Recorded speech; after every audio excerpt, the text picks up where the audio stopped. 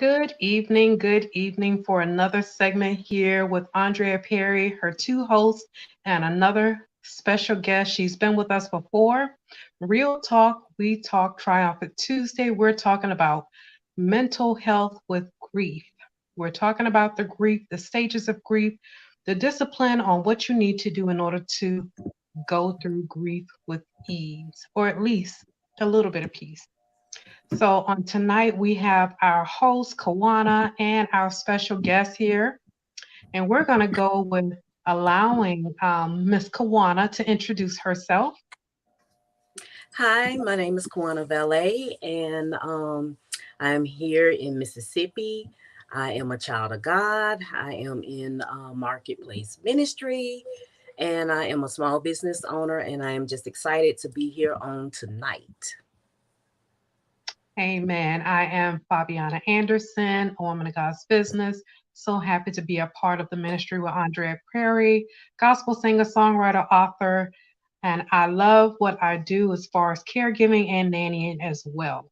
But tonight we have our special therapist with us, and we're going to let her introduce herself as she pleases.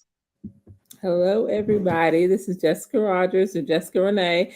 I'm your neighborhood therapist. I'm glad to be here again. Glad to see y'all, and I hope everybody had a happy Thanksgiving. I am a therapist in the state of Kentucky. I also as you can see me, I'm also your neighborhood therapist on the Godly View, where I serve with Andrea Perry. And just through that, I have been able to link up with you guys as well. And I'm always glad to be here and glad to talk about whatever we need to talk about so that people can help themselves and have more information on how to help themselves. Amen. Amen. She has given us so many great nuggets on depression and mental health and grief. And there's so many stages, so many things that we can deal with, but we want to go ahead and dig right into it. Um, we were talking about 6 positive ways um, to dealing with grief because we know it's not easy. And we want to hear what you have to say as far as those 6 topics of grief. The first one is surrounding yourself with positive, caring people. Well, the reason why why we want to do that is because nobody wants more negativity on top of when they're already struggling, right?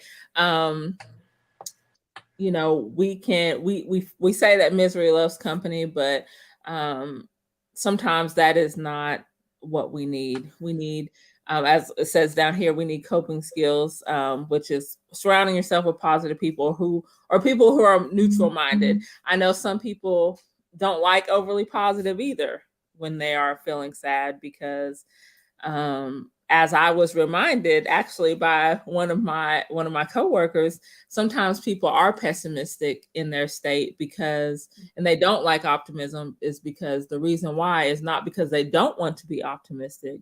It's because they are upset that they can't get there themselves. So really meeting people where that they are at, being a positive or as positive as the person allows you to be, without overshadowing their grief. That's really important. Okay, so we have a conversation of understanding grief and defense mechanisms and using healthy grief coping skills. So we talked about surrounding ourselves with good things, good people, so we can have a positive look on getting, I'm not going to say get over, but have a sense of being able to sustain until we're Right.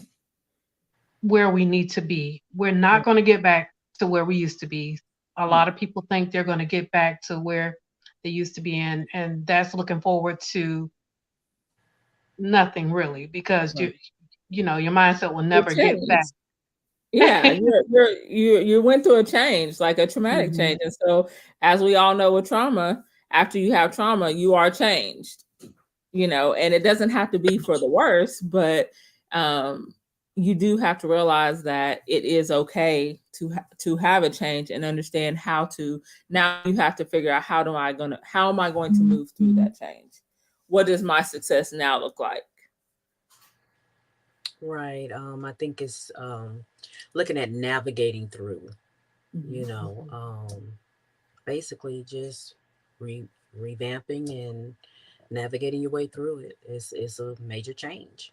Yeah. So also just kind of looking at some of the steps that we can take. One of them would be to just take good care of yourself and allow others in, allow them to be able to help you through um, this change in your life. You have anything to say to that, maybe? Yeah. Of course, having those good connections, people that will sit with you where you're at, but then um, challenge you in little ways to help you move. Not again, I guess move past is the wrong word, but help you to navigate through your grief, but and to realize that there are still people around who really care and who want you apart and want to see you um, continue move forward. That is one thing for your mental health and emotional health, is to know um, that you still have purpose. That it may feel like um, that stopped with the passing or stopped with whatever is going on, but you still have purpose. But again, sometimes it's just changing your mind about what that purpose looks like, or how to um, come around to how I can still operate in my purpose but in a different Mm-hmm. way. Mm-hmm. Maybe, sometimes it's finding a different why, you know Mhm. because the why may have been for that person, but now um you know through guidance and through that's why it's always important to have wise people around you as well, and people that listen and support you emotionally and mentally and physically, because they are going to remind you that your worth wasn't all tied to that person, or your why wasn't all tied to that person. They were a piece of the why, but you still carry that why. Absolutely. Um, So Go go ahead. ahead, Kawana. No, Go ahead. you're fine. So I was looking at, it says defense mechanism. Explain that to us. So, a defense mechanism is basically what it is you trying to keep you safe, mentally, emotionally, physically. So, to give an example, say physically, I'm out on the street. I learned Taekwondo. I really don't know Taekwondo, but I learned. I went to Taekwondo to learn how to defend myself physically. So a person tries to come up to me, I can defend myself. Okay. Then emotionally, it's like those walls that people put up after they've been hurt. So they'll only let you get so close to them before they start pushing you away, or Hmm. they won't share information, or they're very guarded. That's a defense mechanism. Mentally, our mind is actually one of the biggest defense mechanisms we have. It's if you've ever watched documentaries about the mind can shut off in certain places where we've had trauma, and it won't allow us to access those memories because it's defending itself, it's protecting Hmm. itself from Mm-hmm. that trauma. And so, like, you'll see people who are like, I don't remember what happened at all. I can't remember this period of time. I can't remember, but that's because it's the mind's way of protecting itself. Okay. Wow, that's something. We talk a lot about how the body is made to heal itself, Mm-hmm. but subconsciously, for lack of better words, the body is also designed to try to protect us from trauma, Mm-hmm. you know. And so that's something to be able to block out, or you know, um, Yeah. try to protect yourself in that way from trauma. Yeah. God created, like when I tell you, like it's so interesting. The mind is so interesting, and how God created the things that work. The amygdala is what really teaches us how to stop the fear response, flight, flight. Sorry, getting caught over my I words. get. Fight, flight, or freeze, Mm-hmm. and that's what goes off. That's why you see kids who have had trauma, who they may be safe now, but their mind has not equated their safeness to where they're at yet. So a loud noise may trigger that response, but it's an action of relearning. So grief, it's like relearning how to live in a different state, right? And that Right. takes time. That's why, as we said earlier, grief isn't linear, because we can move throughout a lot of different states and stay in one and move back and forth as as the body or we need to. That's very good.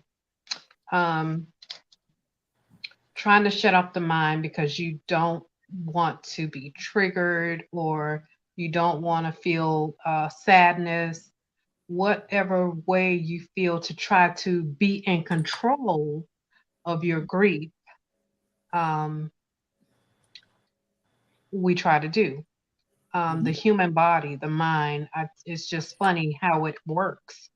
Um, why is one reason that we should avoid making major decisions during our time of grief?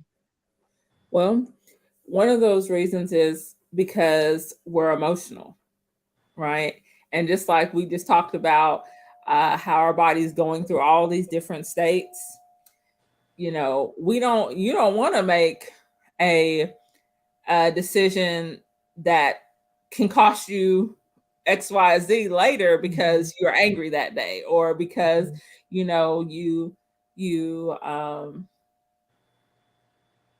or because you are just sad and you don't want to have to deal with anything, so you say no to everything that day.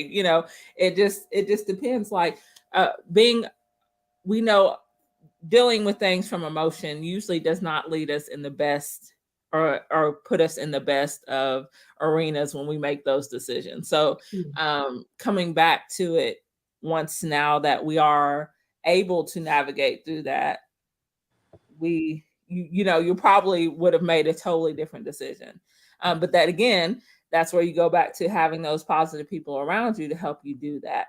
And I recognize everybody doesn't have that. I recognize that, um, people don't have big families where they have people near them that can help them make decisions.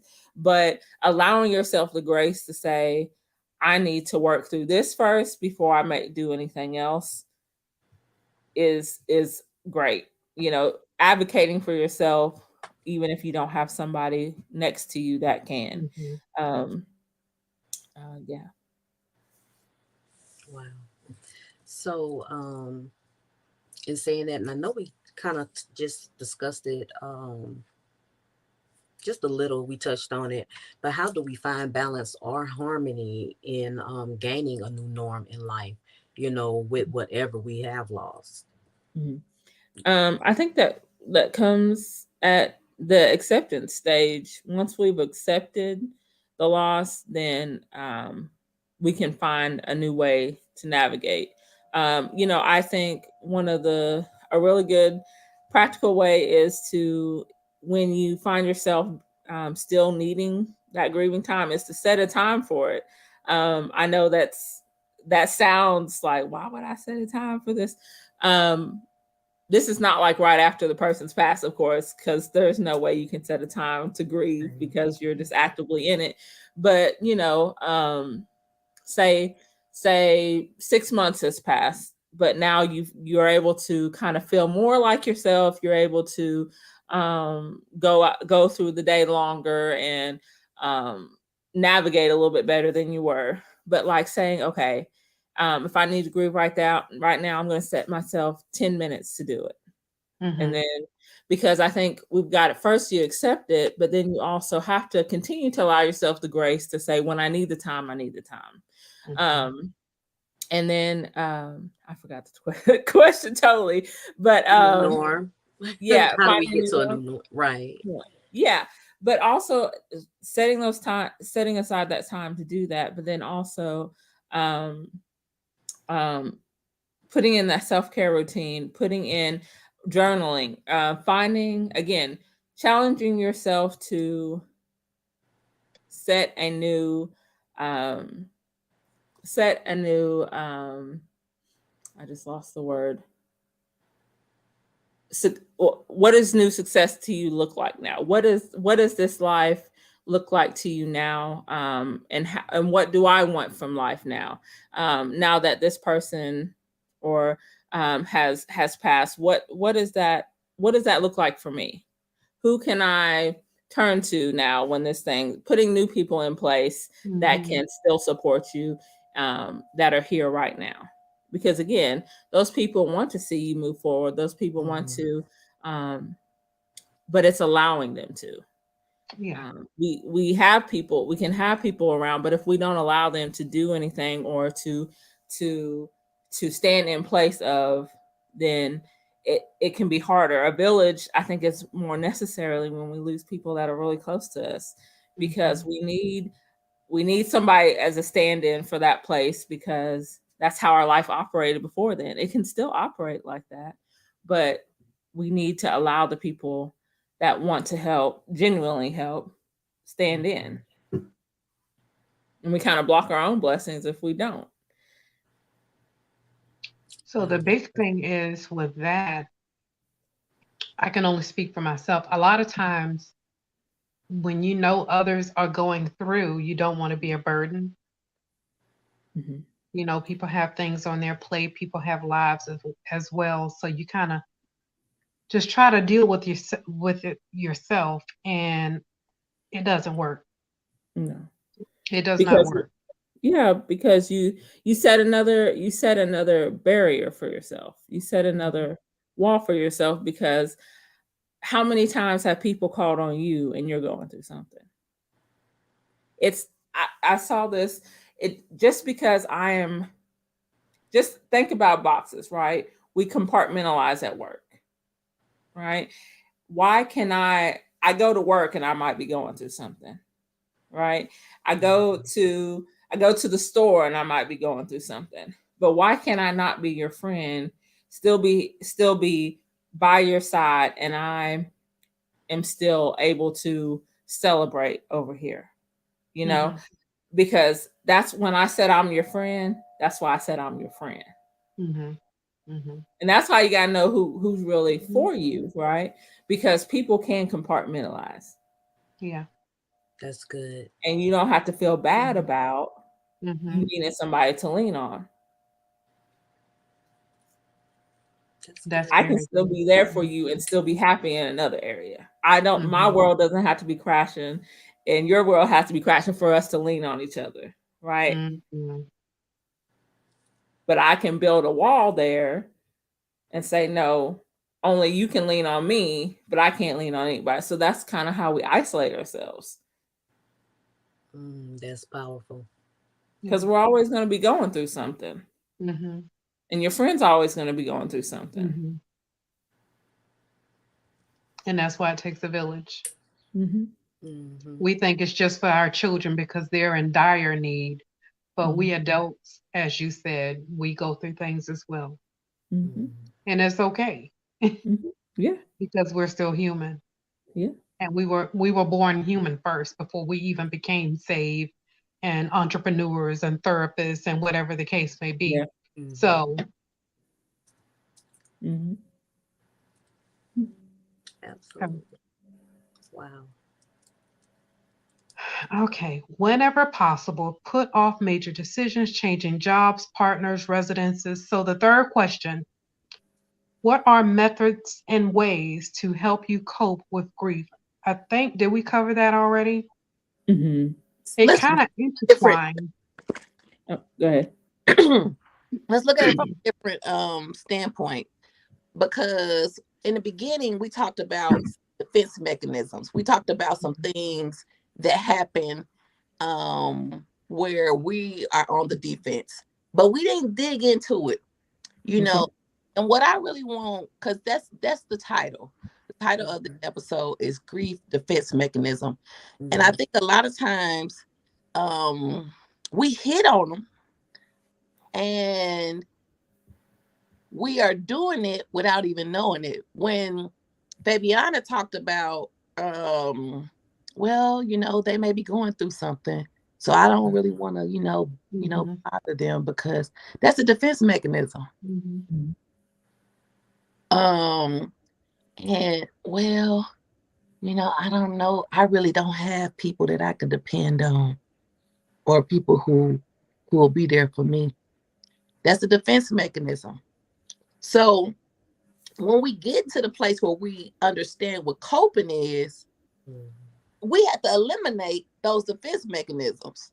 We have to eliminate those sometimes, and I know this kind of hard for us who going through grief.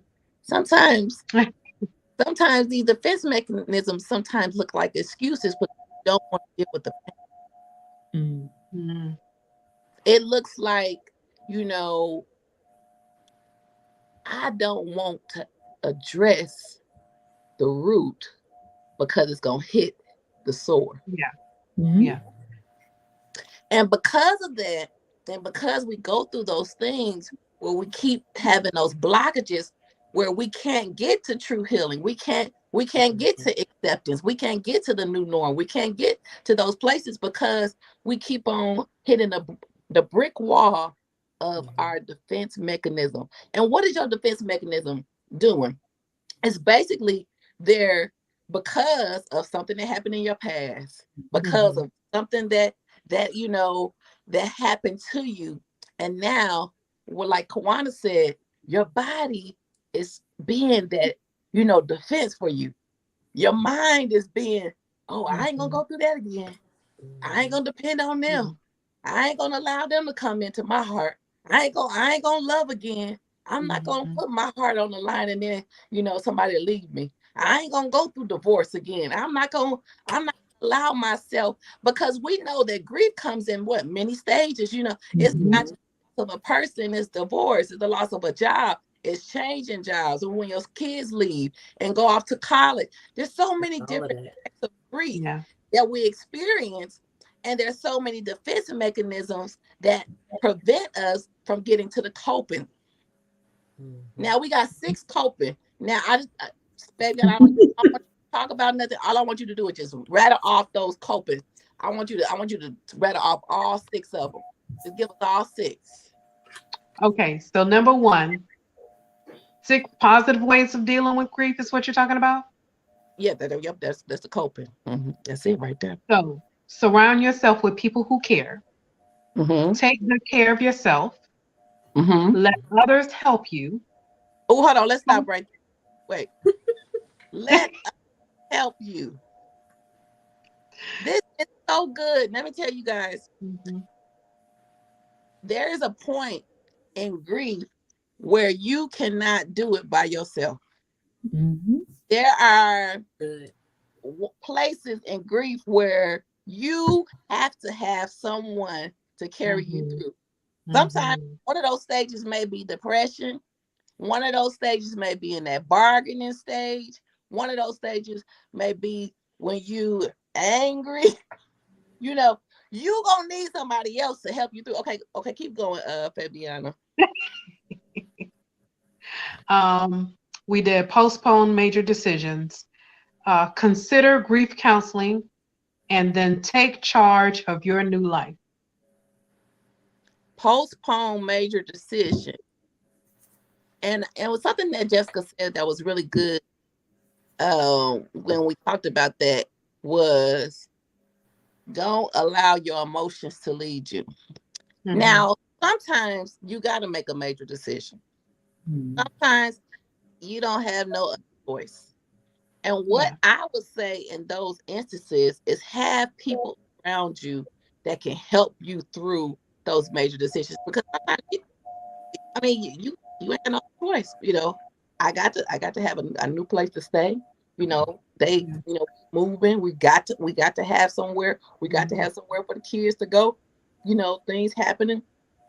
whether it's divorce or something else, you have to make certain major decisions. So in this, we're not saying don't make a major decision, but consult wise counsel when making major decisions. Yeah. And don't be led by your emotions. Mhm. That was the key thing that I heard Jessica say. Don't be led by your emotions. What's the thing after that, Fabiana? What are methods and ways to help you cope with grief? Pray, meditation, reflect, connect with your religious or spiritual convictions and your community. Jessica, I really, really like what I found when I was researching, and when I was doing this class for the certification that I'm getting. Mhm. And I was like, now this is some good information, and I just start sending you everything. I know It's but so much that that I was learning, and I was like, oh my gosh, this is so good. This is so good. And I will say the one thing that along on my grief journey that I'm thankful for is to have you, being a part of our show and having these talks, because they have strengthened me and they have given me the ability to kind of see, hold on, Dre, you may not be coping right on this. You may to, ask yeah. in this area. You Mhm. may Yeah. to lean on somebody else in this area. This is not a question that I had written down, but this is a question that I just thought of. When you're a person who is not used to leaning on other people, when you're a person who is not used to, you know, opening up and talking about things, how do you become that person? I mean, can you just like walk us through, like, like literally? Well, for one, if we're gonna talk about it, if you want to become that person, you have to first, you have to ask God to help you change to that person. I think there's Yeah. some things at the core of us, though. Again, those are those defense mechanisms. We don't open up because either we've been taught that way, um, Yeah. or trauma has made us that way. But I like I tell my kids to want to be better communicators. I say, how can you start small? How can you? Mm. What's one thing that you can do this week that's small that you can start with? Like it may just be, if we don't like opening up, going to somebody that's familiar and telling them actually how your day was. Your real thoughts. Yeah. Yeah. Yeah. Yeah. Telling them actually don't go to Facebook Live, okay? That ain't the first thing everybody's got to do, okay? Don't go to Facebook Live. But go to a person that's familiar to you and tell them actually how your day was. And then build up from there. Start small. Like we don't have to make these huge leaps and bounds to do something new. That's All good. it is you making small steps to create a large impact. That's right. Yeah. Yeah, that's all it is. Like they tell you if you want to start walking, they say walk to the mailbox and Yeah. back. You know what I'm saying? Yeah. Like you just start small. Uh, I struggle with that too. A big picture thinker. You think about the big picture, but you're not a little picture person, right? And sometimes you need both, right? And yeah. so small steps are just as good as big steps. And then reward yourself for making a step. Not, Mm, and I don't mean you'll have to go out buy ice cream every time, but say yes, I did it, or whatever yeah. that looks like for you. Yeah. Because usually when you have a reward, you want to keep doing it. So Yeah. start small. That's It doesn't have to be that. It could be just smiling at somebody in the store. If we want to be a nicer person, like smile at the person, hold the door open for somebody and smile at them. Like that's how you start, just start small.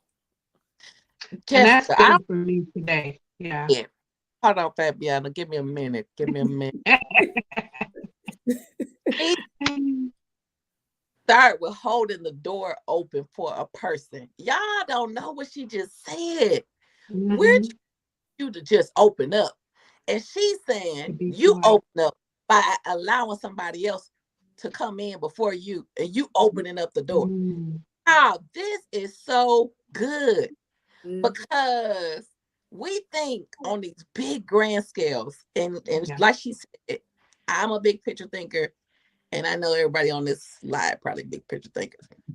But when you think about it, doing a small step like opening the door for somebody, or even pausing to see if somebody coming behind you, you're allowing yourself to become more intentional about opening up. Mhm. It is the small things, y'all. When we start setting our intentions towards eliminating our defense mechanism and opening up ourselves to these great coping skills, the number one thing that a lot of women, men, boys, girls, everybody is letting somebody help you. That's the number one thing. And the Yeah. greatest defense mechanism of all is saying that that's just the way I am. Mm, Oh, That's wow. you saying that I I can't have anything else because I refuse to change Mm, what I know. wow. wow. Wow. Okay, this is a Selah moment. Yeah. Oh, You never realize how many times people say, "Well, that's Mhm. just who I am. That's just what I do." You know, and it will be that's all you do if that's all you allow yourself to be. right, right. And you know what? Even in grief, you will quickly develop, well, I'm grieving, you know. Mhm. Well, this is why I'm like this, because I'm grieving. Mhm.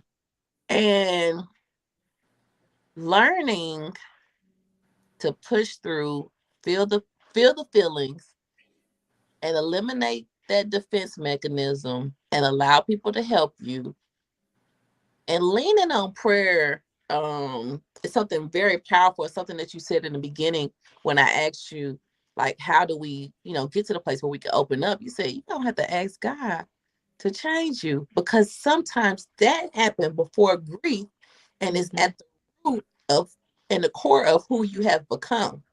We have a genetic makeup, we have an emotional makeup, we have a physical makeup, and sometimes those pieces and the way we were made up, the way life has allowed us to be made up, we have to literally break down our makeup so we could be more like God, more more able to allow our defense mechanisms to be released from us. And if you don't hear nothing else from this live, if you're watching this live, thank you so much for watching us. If you're watching us by replay, hashtag replay, so we can know you watching us by replay. We love to see our replay viewers. Remember that you don't have to be in this alone. There are so many different organizations. There's griefshare.com, and they have, I want to say, like little hubs everywhere where they have group counseling. And I'm not gonna say that it's gonna work for everybody, but they also have individual counseling as well. So if you don't want to do group and you want to do individual, do it. Do something. Take the step to eliminate the defense mechanism of you could do it by yourself, because you need help. Mhm. You need help.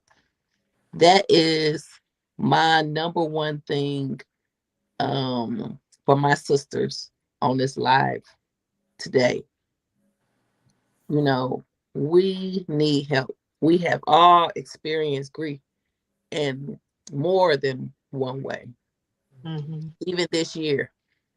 So as we go through our journeys, remember, you need help. And we're here to help you. We're here to um, we will be bringing Jessica back again, but we will be bringing her back for a different topic as we go into, I believe, January. We're going to be talking about vision. As we go into December, I believe we're going to be talking about something a little bit different. So be on the lookout for the flyer. Again, Jessica, Kawana, if you guys have like maybe one more question or something that you guys wanted to say before we get off. I guess one question is, how do we give ourselves grace going through these different changes while we're grieving these different things or people or relationships? I think, well, one thing I'm gonna say is by honoring that you have the emotion, right? I think all too many times that we want to say, oh, it's 6 months, I shouldn't be mad anymore. No, you can be mad. You can be mad 2 years from now. That's okay. So honoring yourself that you have the emotion instead of trying to be like, well, on world's timeline, I shouldn't be mad anymore, you know? But don't honor yourself to the point, like we just said, that it's a defense mechanism. And now you're just like, well, I can be mad at everything, you know? But allowing yourself grace, to me, is just saying that right now, what I have in my hands is what I have in my hands. And this is what I have to offer at this moment. But that doesn't mean that's what I will always have, right?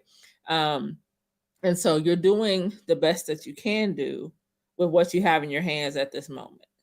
And so giving yourself grace is to say that with a growth mindset, right, is that this is what I have.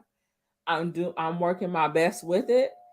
But I know that I will grow past this, but this is what I have right now. I have to honor what I have in my hands right now so I can continue to grow. But if I always say I only have this in my hand and I don't have anything else, but I know there's a lot more here, then we're only, it's like watering a plant only on one side. You know, you wonder why the other side's wilting. Right.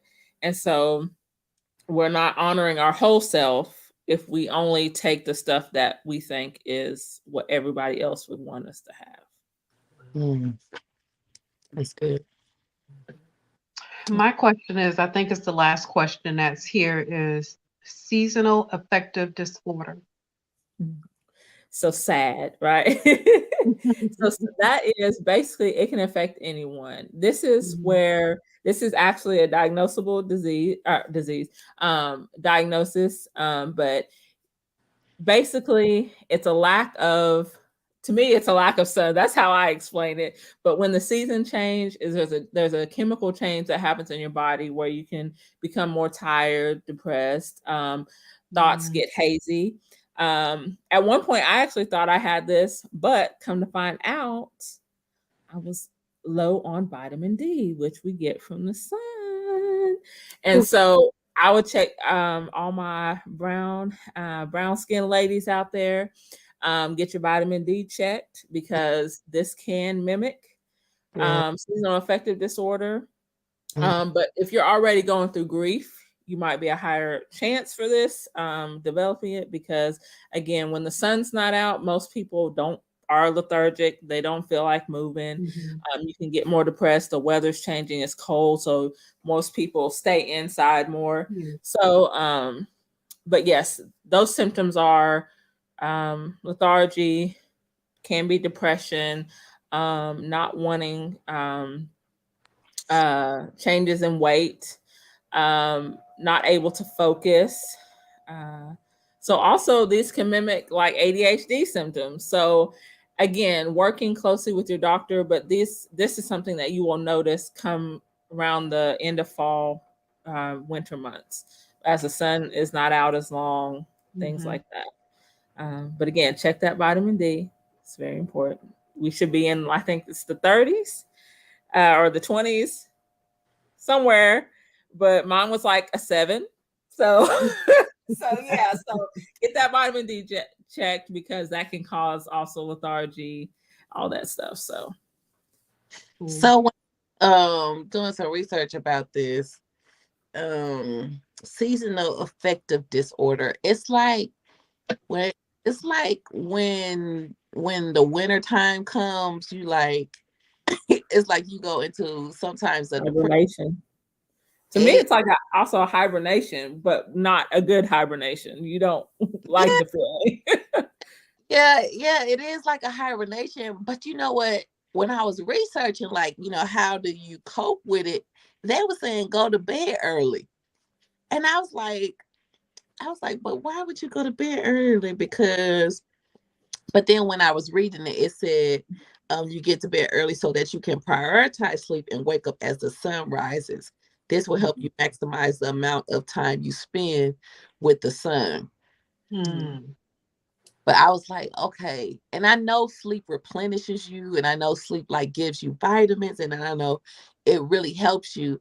But I was like, okay, so you don't want to be up when that darkness is in the world. Just like, okay, go to bed. I think I think that sometimes those are out of date because here it gets dark at 4:30. I'm still at work. Like I can't go to bed at 4:30. Like that I, and so I think you have to find now they have like these sun lamps. Oh, Mhm. Call it sunning. okay. And of course also they say amp up, get your routine as far as like sleep down. Yes, you want to do that. You want to go to bed at a decent hour. But also watch your diet. A lot of the things that they give are a lot of the things that we should just be doing anyways, but they're also helpful for depression. Yeah. Yeah. Um, Mhm. and so you want to get more movement in, try to get outside in the sun. Um, Mhm. Also, um, maybe watching what you watch as well. Setting being more scheduled, I would say, could help as well.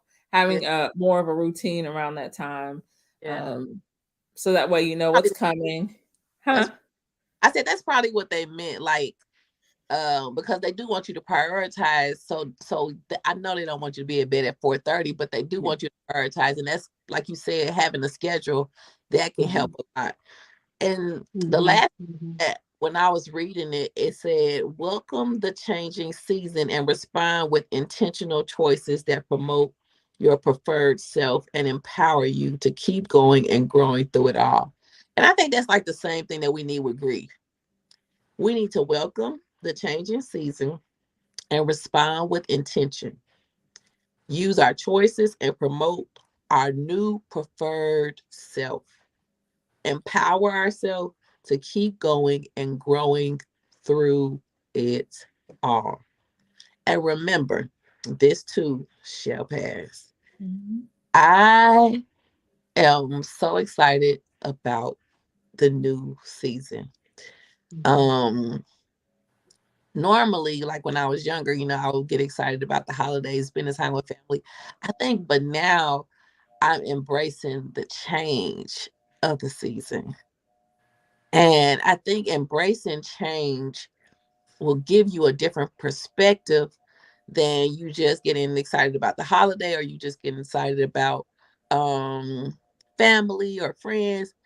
But even the change that you're experiencing, even the change, with your emotions, Mhm. whether sometimes they could be great emotions or not so great, embrace all of those changes. And that's what I'm learning how to do, is embrace the change. And knowing that sometimes with challenge does come different changes. And the way Mhm. that we look and see different things will be the way that we can actually grow and go through different things. Mhm. Because if we don't have the right perspective, it'll change our whole view and others around us. Mhm. Yeah. Yeah. Again, do y'all have any closing words? Because I know I let y'all say y'all last questions, but do y'all have any closing words? No, well, just remember to be thankful, have an attitude of gratitude. This is harvest season. And Yeah, I get excited when I think about harvest, all the seeds sown, yes, time, resources, relationships, So Yeah. just want to remind everyone to just be mindful and have the attitude of gratitude. Don't take anything for granted. All right, Viviana. Um, Mine would be is don't stay in the sunken place. Mm, Do not stay there. Um, I think that's what happened to me this morning. Do not stay in the sunken place. If you know that there are things that are going to trigger you to be mm, very emotional, mhm, you have to nip it in the bud because you know you. Nobody else knows you but you. So when there are things that you know that are going to trigger you to stay in a very bad moment or dark place, cut it off. Pray about it, cut it off, and keep moving because it'll take you in a place where you don't want to be, depression and just thinking all kinds of stuff. You're revamping stuff. And God doesn't want you to look back. He wants you to mm, move forward. He wants you to move forward in a positive light. So don't stay in a bad, negative way where you can't focus, where you're very emotional. Yes, grieve. But like I said on the last segment, he wants you to grieve, but do not stay at the grave because mm. that's what the dead people are. We are not dead, we're among the living. Amen. Yeah. And Jessica, what about you? Mhm. Well, to that, I would say, remember, God, if you are still here, God called you to have life and have it more abundantly. So hold tight to the people and that are calling you into life, right? So um, surround yourself with those who are living life and allow them to be a pillar for you to lean on besides God, right? Mhm. And allow them to lift you up when you need lifting. And when you need, just take small steps because a small step is a step. Um, yeah. And like Andrea said, you're not alone. I think we all have. It's funny because I said, I'm not good with grief, and then I actually lost a high school friend like the week after, and so it's funny. I was like, well, see, Lord gonna make you. He gonna make you learn, but not the way I wanted to learn. But I know death is a part of living, right? Yeah. Um, but yeah, so um, but yeah, hold tight to those people that are, and then look for joy bombs. Don't look for the things that will make you sad. Look for joy bombs. Yeah. Ask the Lord to send you joy bombs, and joy bombs are just basically bits of joy that the Lord sends you throughout the day to gladden your day. And Um, yeah. I love that joy bombs. Me And too. about lighters, y'all. Lighters. Lighters. Those are those people that she was talking about. Surround yourself with lighters. So those people are people who feel with light. Those Mhm. people who feel with joy. Those people who see positive. They will preach positive. They will sing positive. They will be joyful. Surround yourself with people like that. And if you need to find somebody like that, I may know somebody. Amen. On this has been another Real Talk We Talk sponsored by Super Supporters for Singles. We are so excited to have these Triumph Tuesday conversations. I really feel like they are good for us. And Mhm. Yes. so if you can share this live with someone who may be going through grief or maybe going through a transition or maybe going through something and they need some light, they need some lighters. They need to know what are coping skills, what are defense mechanisms, how can I do better in my grief journey. So share this live. Remember, don't stop having the tough conversations. You're one conversation away from living the life of your dreams. Bye bye.